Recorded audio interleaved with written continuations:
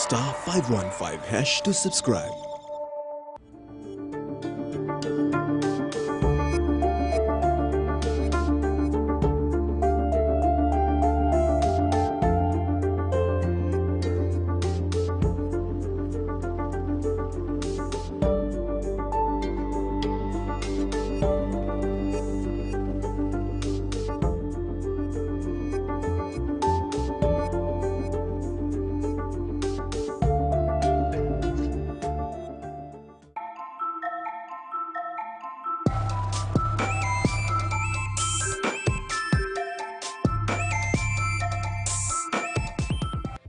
The TVWAN News is proudly brought to you by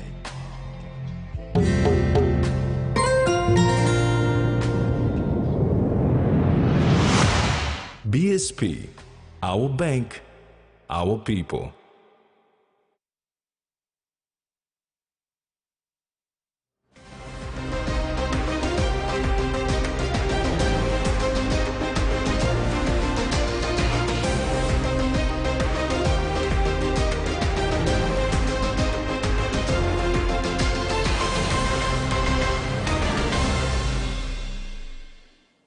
Hello, this is TVWAN News. I'm Jasmine Jack. And I'm Rex Lita. I'll join you later in the bulletin for sports.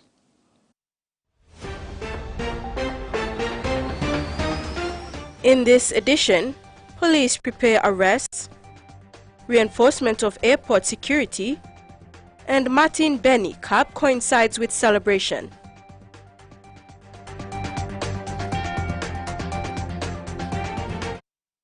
Police are working to obtain warrants for the arrest of a number of individuals in relation to the state loan from the Union Bank of Switzerland, or UBS, in 2014. Commissioner of Police David Manning has advised that the charges intended to be laid have come about following exhaustive investigations and the analysis of evidence from Papua New Guinea, Singapore and Australia over almost 18 months. The Commissioner says is foreshadowing the significant operational activity in the interest of public safety and awareness in the event that some of those charged seek to cause social disorder. Manning warned that those who seek to cause public unrest in the event of arrest will have additional charges on them. He said the laying of charges is the consequence of the investigation and analysis finalized under the Proceeds of Crime Task Force that was stood up by the Royal Papua New Guinea Constabulary. He added that the matters relating to the UBS loan in 2014 are complex and involve multiple sovereign jurisdictions, with investigations taking place following the ending down of the COI final report in March 2022. The charges that are about to be laid are not under the Commission of Inquiry Act, but are covered by the Criminal Code Act and the Proceeds of Crime Act. Manning further clarified that these offences that police will allege that the accused have committed are not faceless crimes, but extremely serious and deprived PNG citizens of substantial amounts of public money. Freddie Mo, TVWAN News. Locals at the Seki Minyamia district have raised concerns about the hefty fees charged by police reservists to address law and order issues in the district. A woman was charged 3,000 kina for her brother's release after he was apprehended over a land argument, while an alleged rapist was set free after his relatives allegedly paid one of the reservists. This is an ongoing issue, and frustrated locals at Aseki Station, including public servants, are calling for intervention. Residents at the Aseki Station, Minyamia District, Morobe Province, are frustrated with the healthy fees allegedly charged by police reservists to address law and order issues. A public servant voiced her concern that after her brother was apprehended by the reservist following a land confrontation, she went through the temporary holding cell and was told to pay 3,000 kina bail before he could be released. Margaret Silas, a local at the Manima Kariba Rural LG, voiced similar concerns, saying it has been nearly a decade since regular police officers were stationed at Aseki Station. There was no money, and maybe now stop, name stop now. Okay, more yet. Tem mokili moliet. Now said by regular police staff na sa ikad gan molies all to gog sim all true police kam all looking gan all by kiraplo come up lo police station na no ka to receive box strong way no kan gan. Now yeah, message straight to now code papa mama karim code ikam lo straight lo station in upload by 50 kina no ka all sa inside lo 300 side lo 300 and now sim big money lo papa mana now heavy hard lo mipla ba karim heavy pro mipla ko lo receive now. Nanti slam misa we asking planti lo police to osem you bla ko lo training yem police osem man lo mem to kosem before been training lo time lo perika. Molto kose lo inside lo station you bla holy court you bla sinap lo 50 kina lo site 50 kina lo site you bla 100 kina. Na no more lo 100 na iko antap lo 200-300 kina. No. Officer in charge of the Aseki Health Center, Matilda Maborai, believes that because the reservists are locals, there is no trust. Also, I'm all gonna talk. I'm all 5 kina police. That's what I used to hear people say. So all you know, this is Thomas. No. At the same time, all go na charge him, the community, all of supposedly can come up na all officers, stationary, overcharge. Maborai gave an example of an alleged verbal harassment case involving health officers. The officer in question was then charged 5,000 kina, and as usual, no proper documentation or reason was given by the reservists. In response to this concern, officer in charge of the reservist, Constable Martin Yalanem, said the charges depend on the distance they have to travel. He said they charge 100 kina and below for communities near them, while those further away are charged 150 kina or below. I'm just only paying 150 kina by 3 block policeman by concern 150 kina 1 blood zone. How break up na mi sare mo le mo go. Round all suspect or only go na stream long have no only come up in peace long have no. Finish na mo se come back na come give report as lo no Mrs. Abiti report as kondalo PSC bimdalo and no I'm saying Sarum go down Lake. Yalanem said the provincial police headquarters in Ley is aware of the fees they charge. Rex Lida, TV1 News. Prime Minister James Marape has met with the President of Indonesia, Joko Widodo, on the sidelines of the ASEAN Leaders Summit on Thursday. The two leaders underscored the significance of respecting territorial integrity and sovereignty and reaffirmed their commitments to maintain ongoing dialogue to build stronger and trustful relations. Prime Minister James Marape had a successful dialogue with the President of Indonesia, Joko Widodo, to strengthen bilateral ties between the two nations. The leaders discussed several major agendas, including electrification project, which the two leaders expressed appreciation on the Wutung Power Project and pledged to work together to ensure this project flows smoothly and is completed on time. As a follow-up to their meeting on the 5th of July 2023 in Port Moresby, the two leaders stressed on the need to expedite the conclusion of trade agreements to reduce tariff barriers that would benefit both sides by encouraging increased flow of trade activities. Commenting on the West Papua bids to be a member of the Melanesian Spearhead Group, Prime Minister Marape told Widodo that PNG abstained from supporting the bid on grounds that West Papua, or ULM, does not meet the requirements of a fully fledged sovereign nation. More so, Indonesia's associate membership status, also as a Melanesian country, to the MSG suffices, which cancels out West Papua, or ULM's bid. On alleged human rights issues in West Papua, the Prime Minister informed that owing to its own human rights challenges, PNG has no moral grounds to comment on human rights issues outside of its own jurisdictions. In that connection, President Widodo informed of Indonesia's commitment to also building trustful and cooperative relations with Pacific Island countries and will extend an invitation to Pacific Island countries' leaders to attend the AIS Forum in October this year in Indonesia. Freddie Mo, TV1 News. Prime Minister James Marape and his Indonesian counterpart Joko Widodo also agreed to extend to ordinary and private passport holders the visa on arrival service. This service is currently being enjoyed by the diplomatic and service passport holders of both countries. Widodo expressed satisfaction on the ratification and implementation of visa on arrival agreement for diplomatic and service passport holders and agreed that this be also extended to ordinary private passport holders. The leaders also appreciated the success of the direct flights between Denpasar in Bali and Jackson's in Port Moresby. The leaders also agreed to explore the opportunity for downstream processing of gold and copper. Discussions also covered areas of education, and Prime Minister Marape requested President Widodo to support more Papua New Guinean students to study in leading Indonesian educational institutions. These, he said, would build stronger people-to-people connections and create a deeper understanding between the younger generation of both countries, who will carry forward into the future the peaceful and cooperative relations between PNG and Indonesia. Meanwhile, Deputy Prime Minister John Rosso was invited to visit the Papuan province of Indonesia to see for himself the developments taking place in that region. Freddie Moe, TVWAN News. Papua New Guinea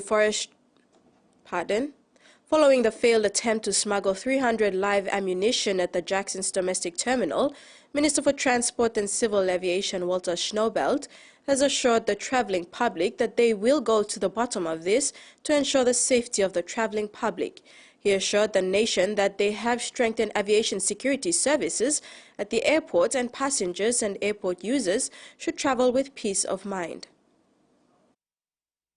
In a statement made recently, Schnoebelt said he had been fully briefed of the situation and has instructed the National Airports Corporation or NAC to fast-track the investigation in consultation with the police and New Guinea security contractors. And as the minister responsible, he has assured the travelling public of their safety. I assure the travelling public that our topmost priority is to ensure the safety and peace of mind of all passengers and airport users, stated Schnoebelt. The NAC has undertaken following critical actions such as enhancing aviation security capability, NAC Part 141 Aviation Training Organization, improved scanning machines and technology, and renovating the terminal. However, Schnoebelt stated that NAC is also faced with several challenges in implementing these vital security measures. The most pressing issue pertains to the procurement of machinery and parts exacerbated by foreign exchange challenges. NAC is working with relevant authorities to address these challenges, ensuring the timely availability of these important resources. Funding challenges linked to the collection of security charges currently administered by the airlines also contributes to a funding gaps, resulting in a delay to purchase new machines. He, however, said these challenges will now waiver the airport operator's commitment to aviation security as it remains resolute in its mission to provide safe and secure environment for all passengers and stakeholders at the Jackson's Airport and all other national airports. Meantime, Police Commissioner David Manning and Deputy Chief of Defence Force Commodore Philip Polewara also held a press conference yesterday about the same incident and shared concerns on the build-up of illegal arms in the country. The travelling public and Port Moresby residents can expect an increase in the presence of police and sniffer dogs at the Jackson's domestic and international terminals starting this weekend. Commissioner David Manning announced this following the confiscation of 300 live ammunition at the domestic terminal earlier this week. He said they will utilize the services of K9 or the dog unit for this exercise. We'll be deploying our detection dogs, so our sniffer dogs, to both domestic and international terminals. We were unable to do so in the past because we've had some clashing priorities as to where we should use that resource or capability, but it's now becoming evident that we would now need to start deploying to the terminals to ensure that we had an extra layer surveillance to the movement or possible movement of arms and ammunition through our airport terminals. So, and arms and ammunition are just one. We would also be on the lookout for controlled substances, whether it be cannabis or methamphetamines or cocaine going through our terminals as well. So. TV1 News continues after the break. Stay with us.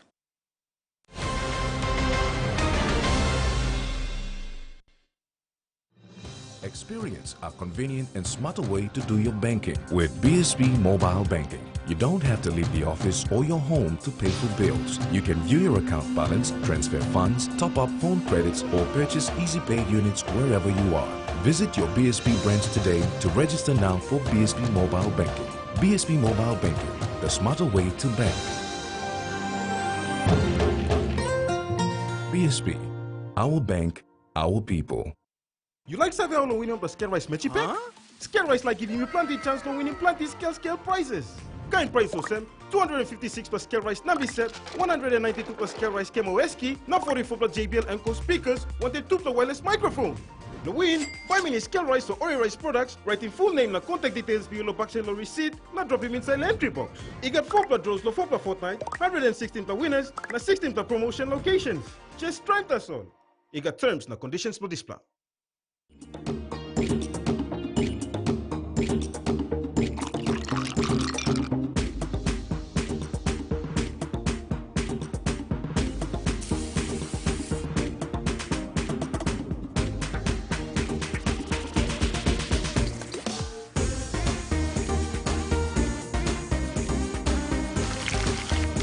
More clean, more sweet. Flame natural white sugar. Make more.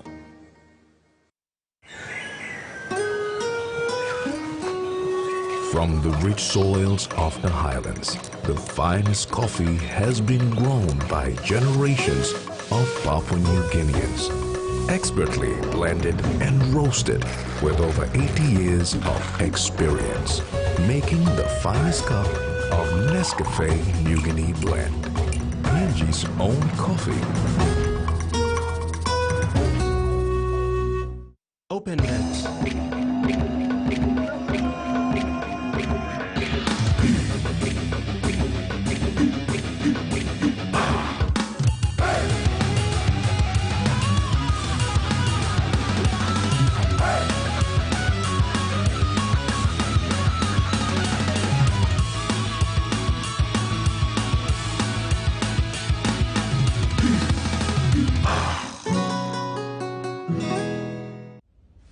Kick off week 1 of the finals with the Brisbane Broncos aiming to stop a 15th straight defeat by the Melbourne Storm. Wow! That is spectacular from Brisbane. Wild Rick on the chase. Coates makes the grab. He's got a hat-trick. Wow, it's exquisite. It's electric. There's no one in front of him. Someone come up and score. With both teams fielding full-strength teams, this is going to be a finals opener you don't want to miss.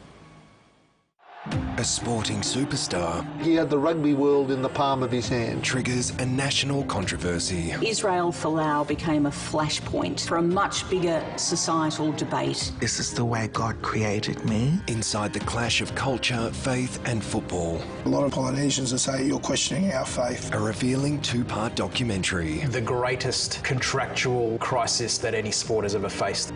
Folau.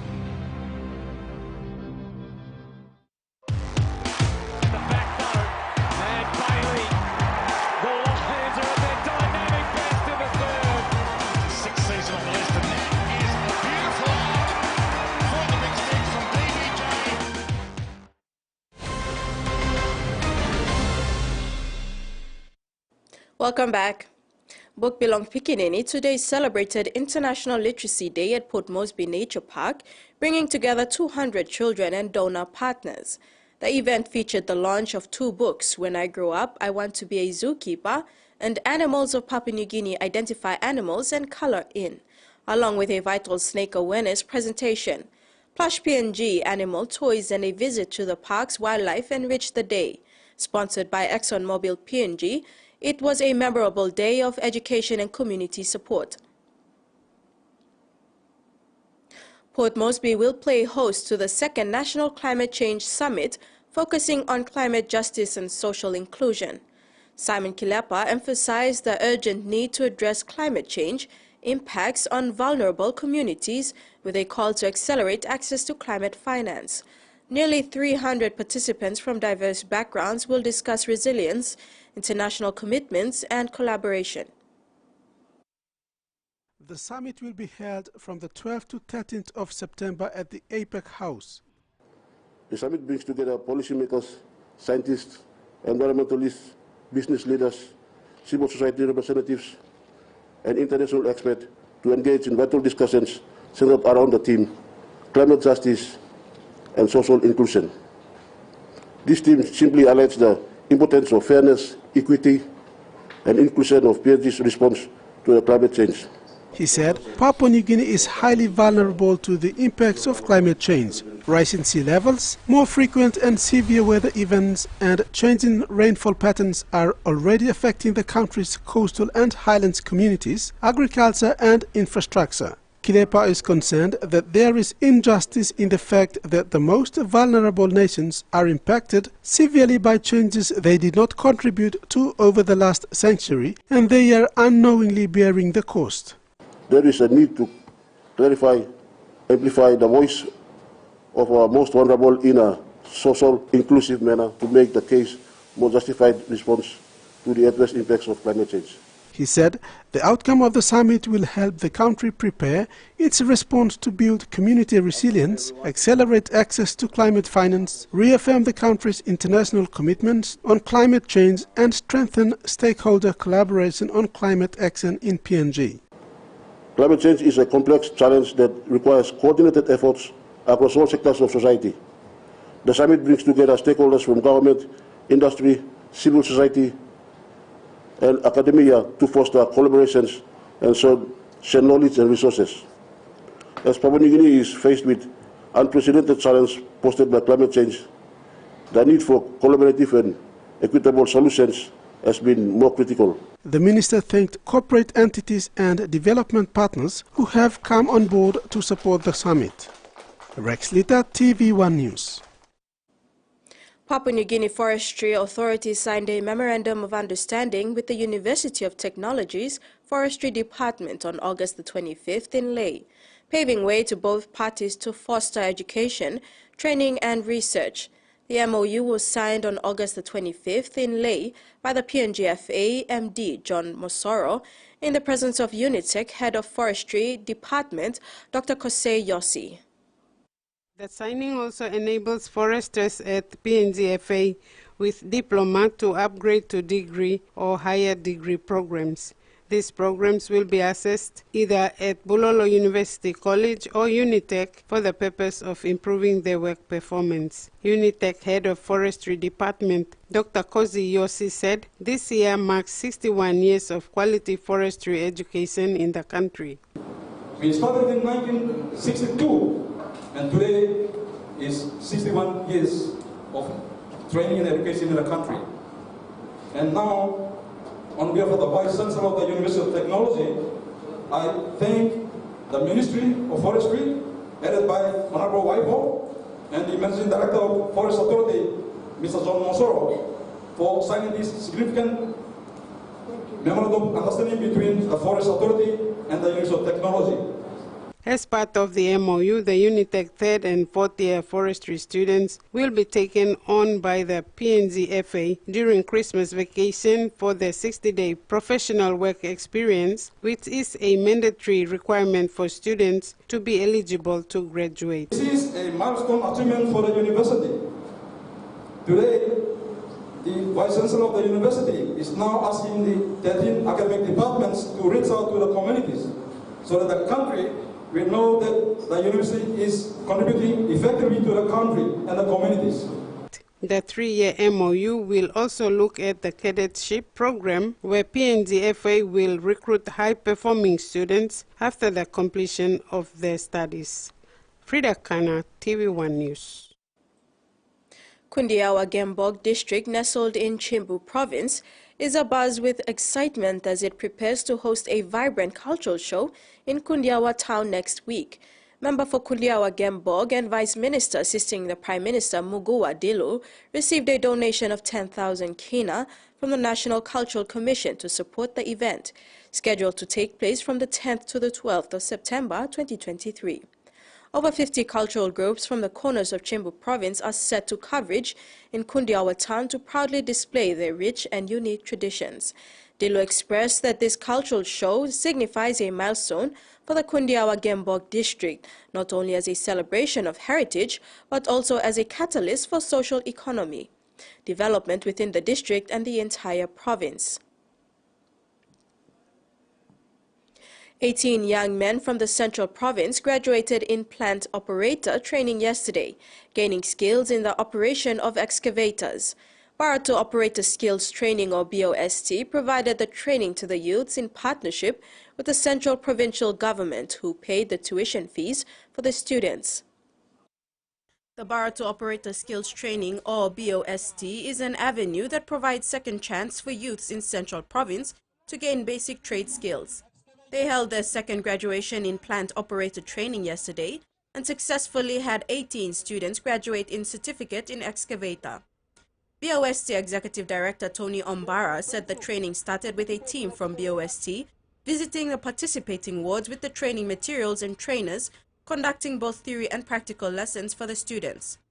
After passing the test, both theory and practical, they are graduated with certificates, reference safety certificates, and Class 7 operator license. Our first batch, 31 students from Kuni RLLG, Kariku district, which we conduct their training at Bagodu station. We brought them to do practical and OJT as their training here in Irikoyari district. He added that welding courses will be introduced this month, September, and the format will be similar to the current trainings where BOST staff will visit each ward with training materials. BOST believes that welding is a highly demanded skill in Port Moresby, and the introduction of this course is to market students to this growing trade. President for Vanapa Brown, Wayne Lorivre, welcomed this initiative and said it was a sign of change for the youths in the community. In fact, it is with pleasure I have my honorable councillors sitting there today witnessing this event.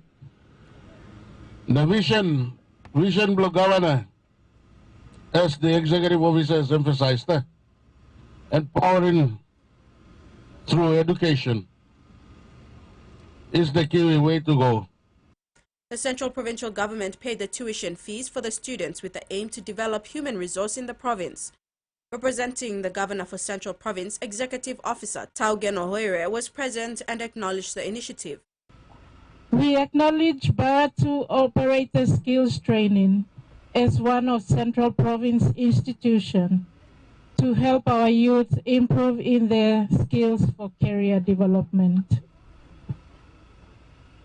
The Governor's priority areas or thematic priority areas, just for everyone's information, are integral human development, development of human beings in the physical, mental, and spiritual areas. One of the big parts of her integral human development focus is the governor's tuition fee.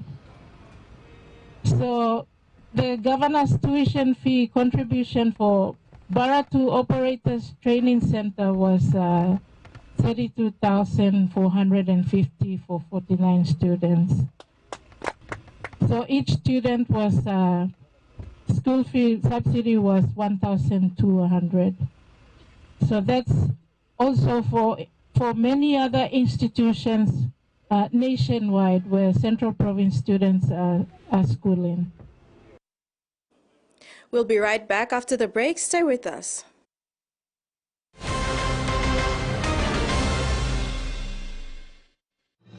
Experience a convenient and smarter way to do your banking with BSP Mobile Banking. You don't have to leave the office or your home to pay for bills. You can view your account balance, transfer funds, top up phone credits, or purchase Easy Pay units wherever you are. Visit your BSP branch today to register now for BSP Mobile Banking. BSP Mobile Banking, the smarter way to bank. BSP, our bank, our people. Hey, you want to talk? Want to win one of 4 Costa buses? Simply collect 6 SP Lager Red promo caps and enter the draw at a participating store near you. There are heaps of other great prizes to win too, like SP Hunters jerseys and other awesome SP Lager gifts. So enter the draw today for a chance to win. There's a bus to be won in Islands, Southern, Momase, and in New Guinea Islands. SP Lager, Bungi Mumi!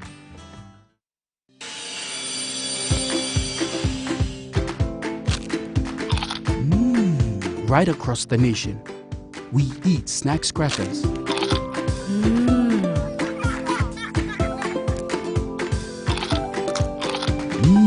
Emi trupla.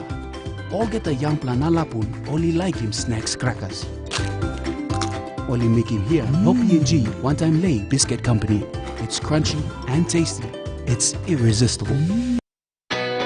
A true champion is measured by their courage, their determination, and their passion to never give up and to always keep trying.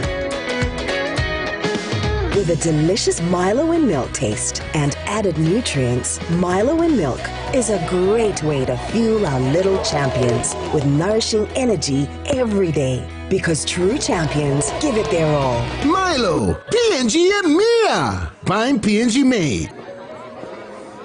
Hey, can I get a Virginia? A what? Morning King? Heine. The green one? With both teams finishing their regular seasons outside the top 4, this is a do-or-die territory. Connor Tracy, and the Sharks go the length of the field. Trajectory to the lead. The great aerial marksman. Really stiff right the corner. The Roosters go whack. Can the Sharks stop a revamped Roosters side who continue to be better every week?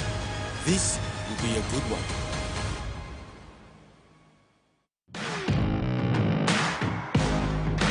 And here we go, let's go, says Tommy Paul. Incredible volley from Alejandro Davidovic Fekina.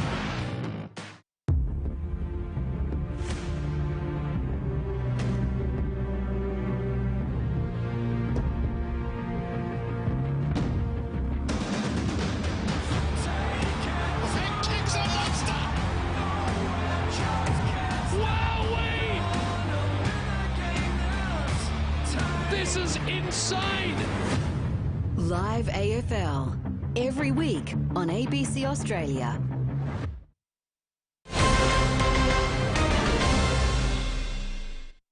Welcome back.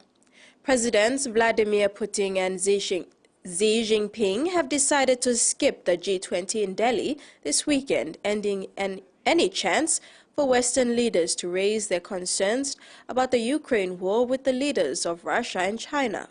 Delhi has had a makeover for the event with an expensive beautification project and animal control measures, leaving some questioning the Indian government's spending on the summit.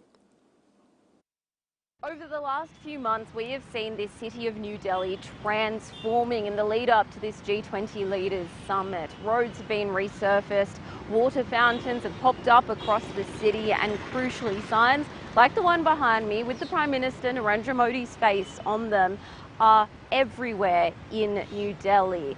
India and the Modi government wants to show that this country is one which should be respected and seen on the global stage as the next big superpower by the world's richest and most powerful leaders who are coming here to Delhi this weekend.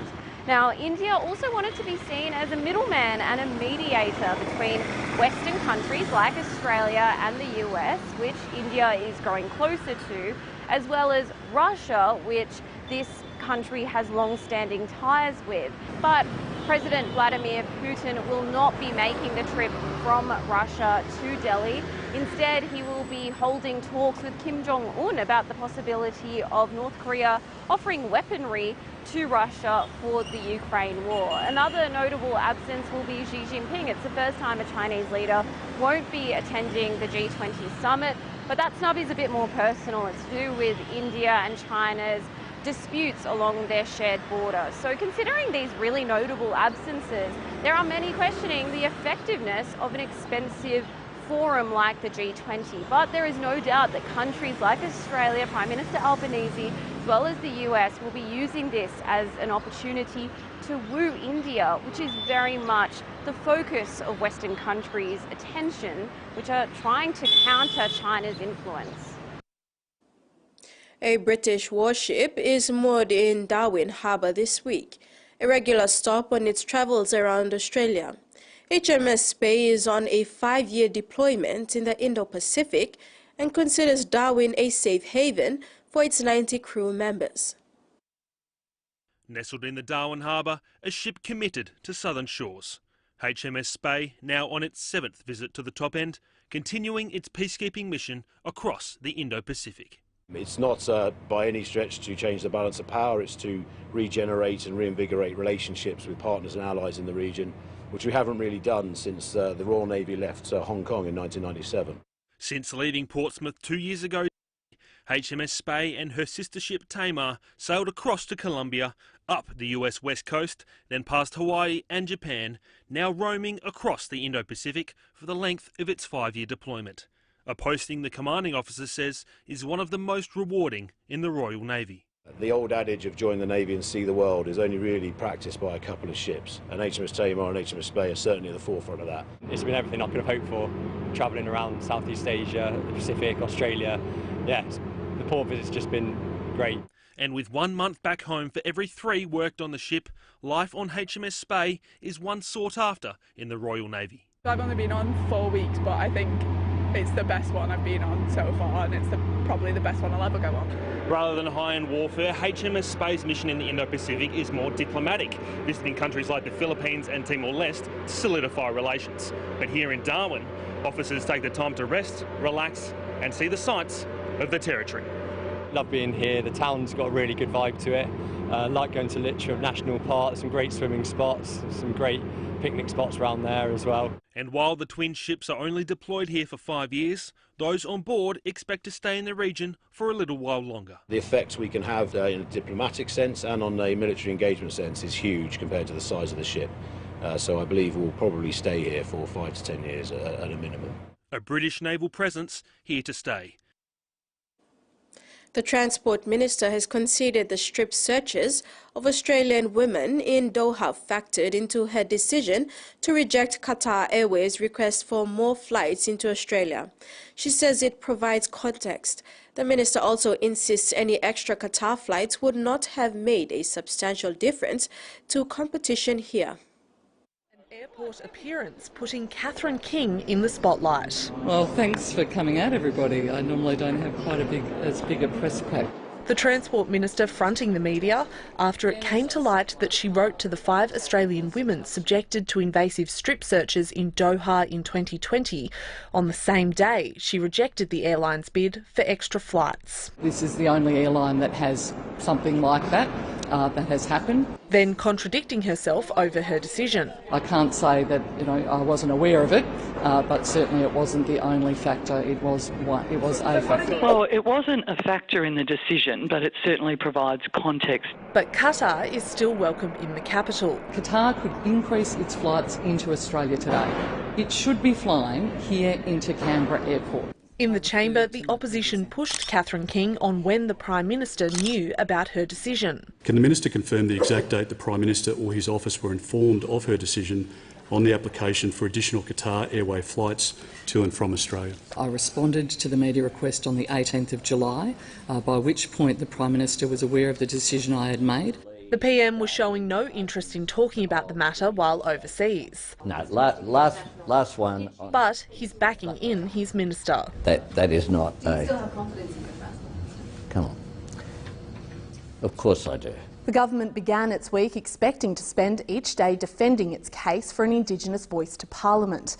It's ended with a barrage of questions over the Qatar decision, and more are likely. The Prime Minister will be back next week for what will be the final sitting before the October 14 referendum. If the government can survive that, it might just get the clear air it wants to campaign for the voice. As Australia strives for net zero emissions by 2050, one island off the Capricorn coast is doing its part by becoming the first and only carbon-negative island in the Great Barrier Reef Marine Park. An island paradise off central Queensland, Konomi North Keppel Island is also a classroom. Rather being within four walls, those students are out here on the Great Barrier Reef Marine Park in Wapabara country, learning about climate change, the Great Barrier Reef, collecting scientific data. The island's Environmental Education Centre is run by the Queensland Government. It has spent $1.4 million to power the largest renewable energy system built on a state school site, including 258 solar panels, 36 lithium phosphate batteries, a wind turbine and backup generator. We are now fully off the grid, and it is the first island in the Great Barrier Reef Marine Park that is carbon negative. The average Queensland home these days uses around 21, 22 kilowatt hours. So yeah, 450 kilowatt hours, that's a lot of homes that this system can provide energy for. 2,500 students visit this island every year. The new energy system will be used to power their stays and as an educational resource to teach them about renewables. Wapabara traditional owners say they're proud of the island's progress. I think it's wonderful here now and for the future. I think it's amazing, you know, how this education centre and what the education department is doing to make it so sustainable. It's hoped the system can be used as a blueprint for other island developments. Back home now for the finance report.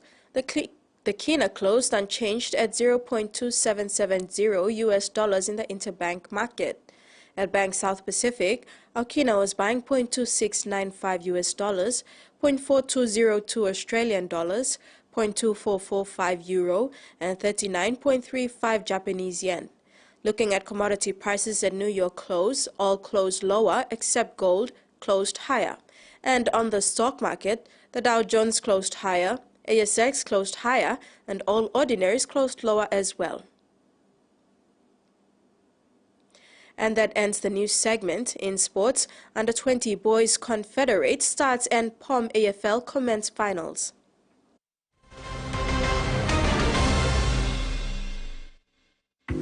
Beauty is my business, but beauty sure is a tough game.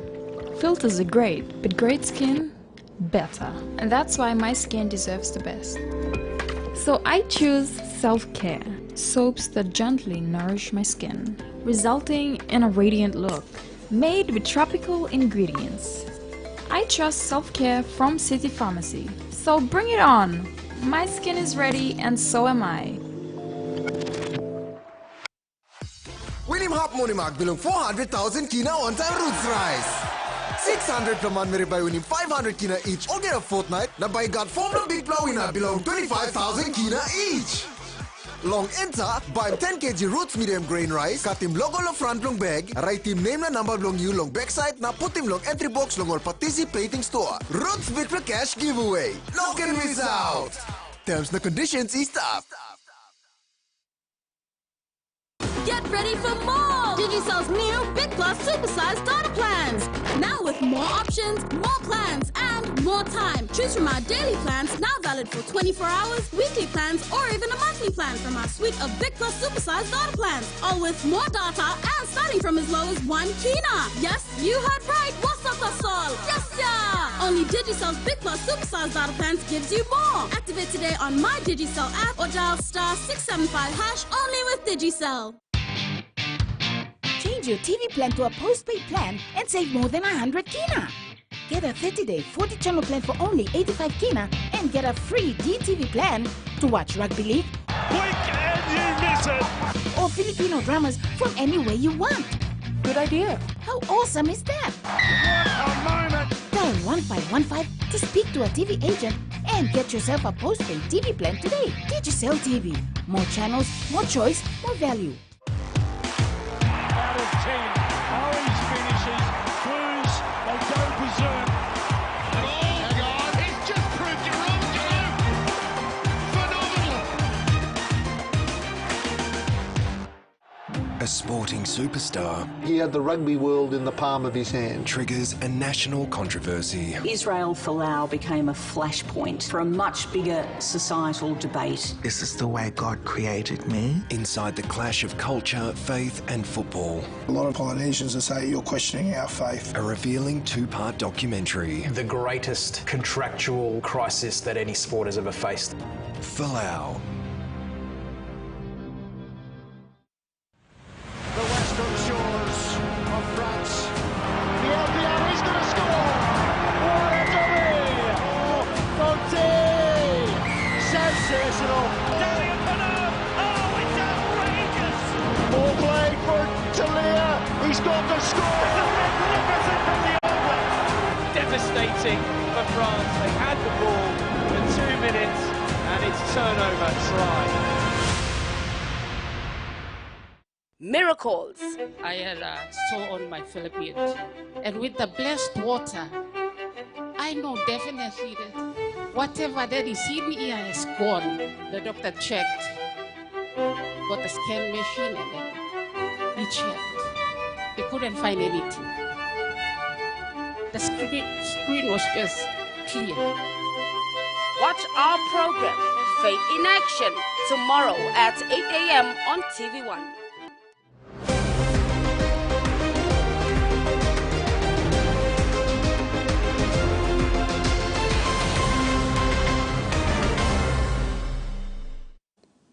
Welcome back. The National Capital District-based Raka Boxing Club will be hosting a two-day independence boxing tournament from September 16th to 17th to commemorate PNG iconic boxer Martin Benny. The bout will be coinciding with PNG's 48th independence celebrations. Martin Benny's name was famous in the period leading up to PNG's independence in 1975. Therefore, this initiative would recognize his effort and contribution to the development of the boxing sport in the country. Martin Benny Boxing Tournament is an initiative of Raka Boxing Club led by PNG representative lightweight boxer and National Capital District Tournament Director Junior Kauko Raka. The tournament will feature various age divisions. It will include cadet boxer which range from ages 9 to 12, junior 12 to 14, youths 15 to 17, novice 18 to 32 and seniors. The club that wins most of the fights across all divisions in the competition will be presented the Martin Benny Cup. With this being the second tournament, the inaugural one was held last year and was a success. And they are expecting this year's tournament to be another great boxing feast for the boxers. Tournament Director Junior Raka is calling on interested business houses and corporate sponsors to support this initiative to make it big. Martin Benny's contribution in the boxing ring leading up to PNG's independence in 1975 and post-independence was well documented. At one occasion, late Grand Chief Sir Michael Somare adjourned the House of Assembly meeting towards Martin Benny fight. With boxing being the major sport during that time, it will be great to see boxing coinciding with PNG's 48th independence celebrations. The PNG RFL National Confederate Under-20 Boys Championship was staged today at the National Football Stadium Oval 2 in Port Moresby. The one-day round-robin tournament showcased the next crop of rugby league talent supported by Pacific O Sports through the High Performance Unit. Following a grandstand finish to the National Women's Championships last weekend, more epic rugby league continued today in the under-20s for the boys here at the NFA's Oval 2. These matches played in round-robin format with the overall winner will be declared champions for 2023. in the first matches this morning. NGI were too good for their counterpart from the Highlands, 18 points to 0. And in the second game, Southern defeated Northern, yes, 16 points to 10 at full time. We spoke to the coach and also the winning captain. Yes, Mplato start strong, finish strong. So full credit to the boys, full credit to the northern side too. No, give me play C or give me play low at the win. So yeah. As a captain, you know, the game was very tough for me. Sometimes, you know, boys are very tough too. In the field, I feel pressure to control them because some of the balls are like getting lost. So, yeah, as a captain, I was trying my best to at least help the boys in the field so that I was also giving my best too. So at least make the team, at least we want to at least put a smile on the face of the management and the team as well. Meanwhile, the matches continue today in round 2 and round 3. And after that, tomorrow, the senior men's competition will continue to conclude season 2023 in the National Confederate Championships. Terry Longwood, TV1 Sports, NFS, Port Moresby. The New Guinea Islands Under-20 boys are currently leading the National Confederate Under-20 Rugby League Championships race, recording 2 upset wins today over more fancied opponents. In the opening round 1 fixer, NGI shocked Highlands 18-0 before coming from behind to spoil the party for Southern boys 6-4 before taking on Northern in their last game today. History reveals NGI's winning track record at the National Confederate level in the past decade remains a far cry. Fast forward, under the NRL PNG RFL schools program now running in Kokopo, Rabaul and Kizzel, NGI is benefiting from the program, seeing the next crop of young talent now representing their region at the National Confederate level. NGI Under-20 side, tagged as the dark horse for this year's National Confederate Under-20 boys, put on a masterclass performance to stop the bigger and the tournament favourite Southern in their second game of the round-robin tournament played at the NFS Oval 2 Port Moresby.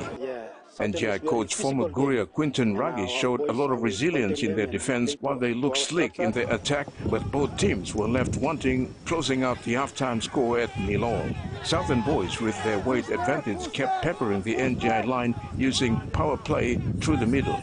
Credit to the smaller but brave NGI boys for standing up to the challenge, defensively forcing them into a lot of handling errors. All the points scored in the second half, with NGI taking an early lead 2-0 from a penalty before Southern centre Bruce Bava scored to take the lead 4-2. Minutes before time, NGI number 9 Manu Pita from a dummy half play powered his way over the line to take the game 6-4 at full time.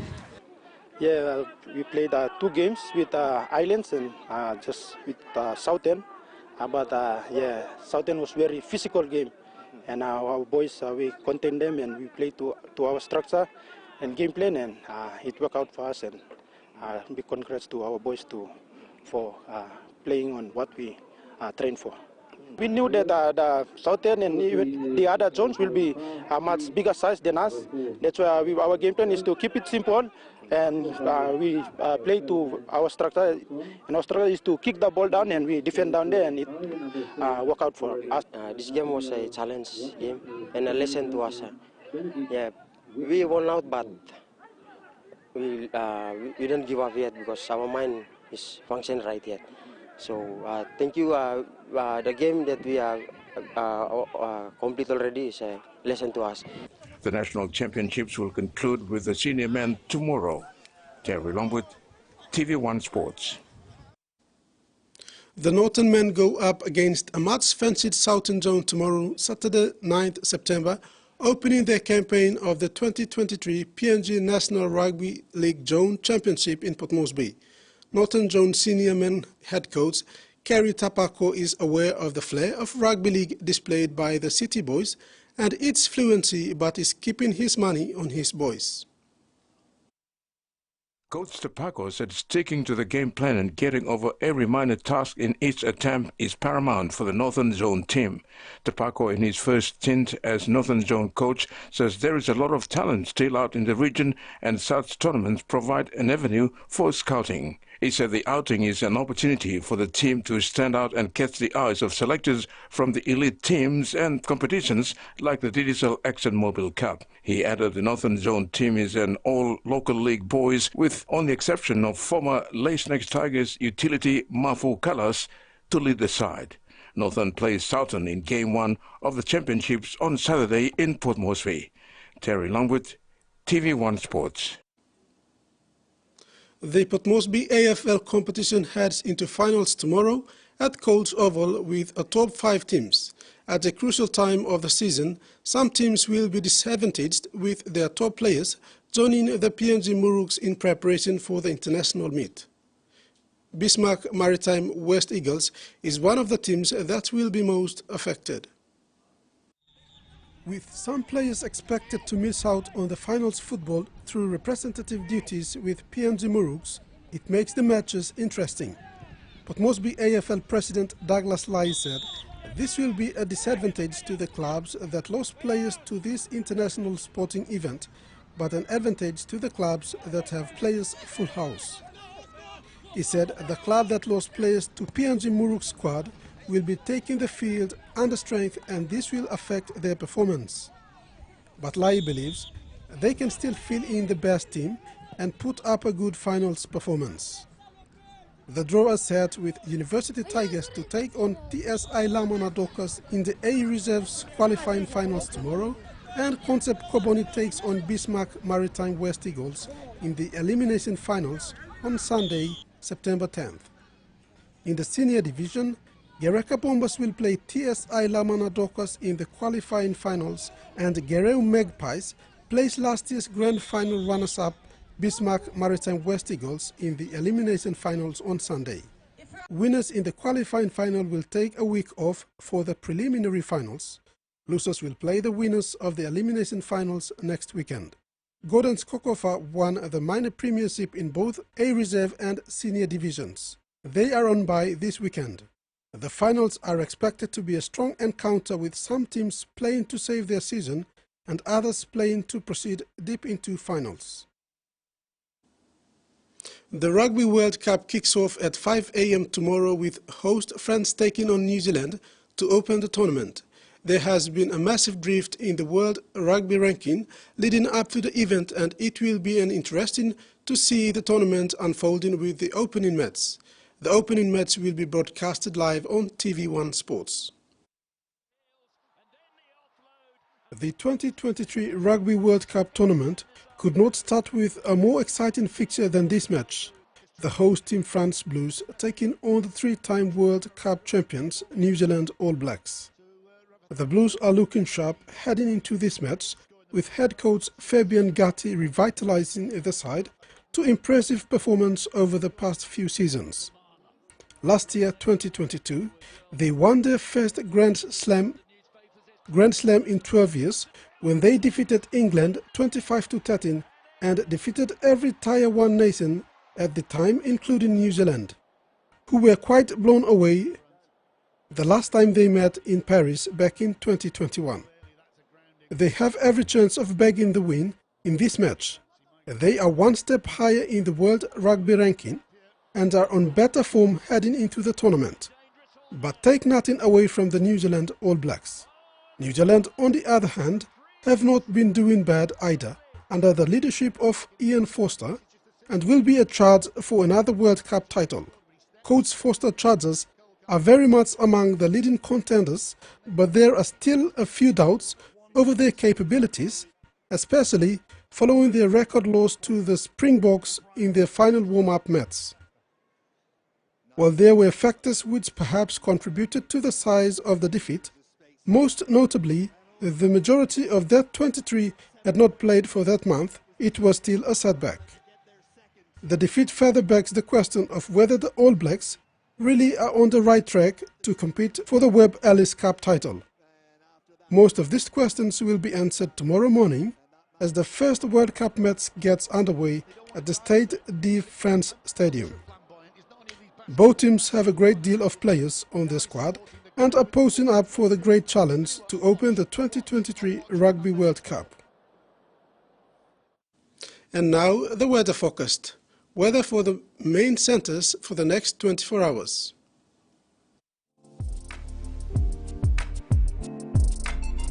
Weather for the main centers for the next 24 hours.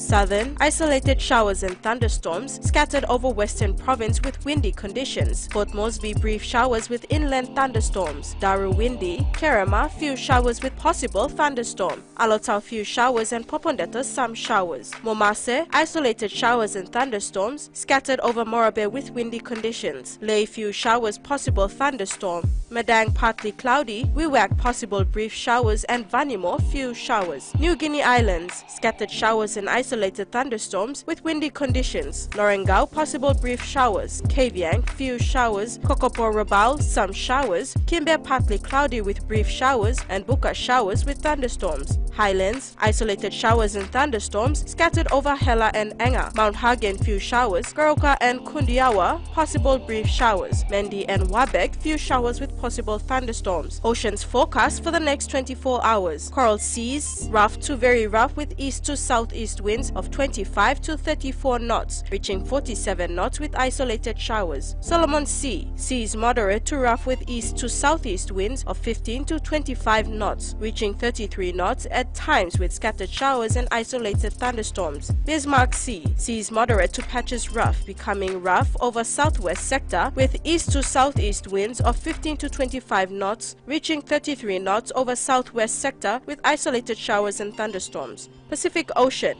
seas light to moderate with east to southeast winds of 10 to 20 knots, with scattered showers and isolated thunderstorms. Coastal waters forecast, waters of Manus and its western group of islands. Seas 1.5 to 2.5 meters with southeast winds of 15 to 25 knots. Isolated showers and thunderstorms, scattered with showers along western group. Waters of New Britain to New Ireland and Bougainville. Seas 1.5 to 2.5 meters, rising to 3 meters at times along warning areas with east to southeast winds of 15 to 25 knots, reaching 33 knots at times along warning areas. Isolated showers and thunderstorms scattered along Bougainville.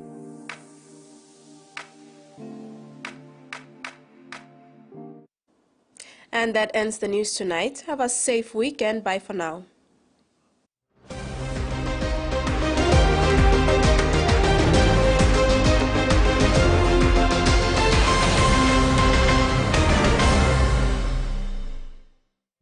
The TVWAN News was proudly brought to you by